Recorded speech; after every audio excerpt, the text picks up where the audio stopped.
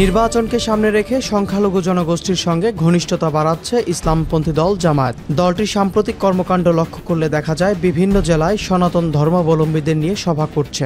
এমনকি কিছু জায়গায় দলটির রাজনৈতিক হিন্দু শাখা সনাতনী কমিটি গঠন করেছে। নির্বাচনকে সামনে রেখে জামায়াতের এমন পদক্ষেপকে সংখ্যালঘু ভোট ব্যাংকের দিকে কৌশলগত দৃষ্টি হিসাবে দেখছেন পর্যবেক্ষকরা।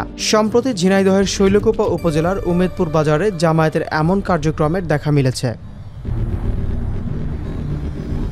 বাজারের পাশে খোলা স্থানে 10-12 জন সনাতন ধর্মাবলম্বীকে নিয়ে বসেছেন স্থানীয় জামায়াত নেতারা। সেখানে লিফলেট বিতরণ করছিলেন উমেদপুর ইউনিয়ন জামায়াতের আমির মোহাম্মদ শওকত আলী। তিনি দাবি করেন, সভায় যারা এসেছেন তাদের সবাই জামায়াত ইসলামীর সমর্থক। তারা রাজনৈতিকভাবে আমাদের সমর্থক হয়েছেন, দাঁড়িপাল্লার সমর্থক হয়েছেন। এই সময় তিনি আরও জানান, কয়েক মাস ধরে তারা সনাতন ধর্মের অনুসারীদের মধ্যে রাজনৈতিক কার্যক্রম চালাচ্ছেন। জামায়াতের প্রতি সনাতন ধর্মাবলম্বীদের এই সহানুভূতির কারণ জানতে চাইলে তারা জানান নিরাপত্তার আশ্বাস। তারা বলেন, 5 আগস্টের পর হিন্দু বসতিগুলোয় এক ধরনের ভয় আতঙ্ক তৈরি হয়েছে। পরে জামায়াত নেতারা এসে নিরাপত্তার আশ্বাস দিয়েছেন। তারা সাপোর্ট দিয়েছে বলে আমরাও তাদের সাপোর্ট দিচ্ছি। এই প্রসঙ্গে জামায়াত নেতা শওকত আলী বলেন, আমরা তাদের আহ্বান করছি তারা স্বাধীনভাবে তাদের ধর্ম পালন করবেন, কিন্তু তাদের নিরাপত্তা দেওয়া আমাদের দায়িত্ব কর্তব্য। দাঁড়িপাল্লা ন্যায় ও ইনসাফের প্রতীক। তারা আমাদের কাছ থেকে ইনসাফপূর্ণ ব্যবহার পাবেন।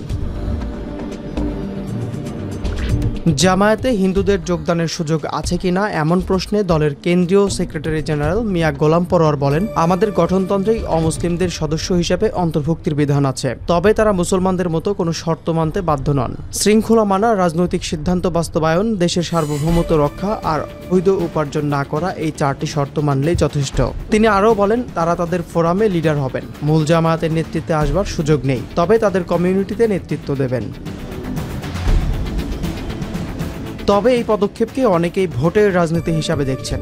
বাংলাদেশ হিন্দু বৌদ্ধ খ্রিস্টান ঐক্য পরিষদের ভারপ্রাপ্ত সাধারণ সম্পাদক মনীন্দ্র কুমার নাথ বলেন, তারা যেহেতু ধর্মভিত্তিক দল, তাদের গঠনতন্ত্রে অন্য ধর্মের লোককে ধারণ করার সুযোগ নেই। এটা ভোটের রাজনীতি, ভোটের সংখ্যা বাড়ানোর কৌশল।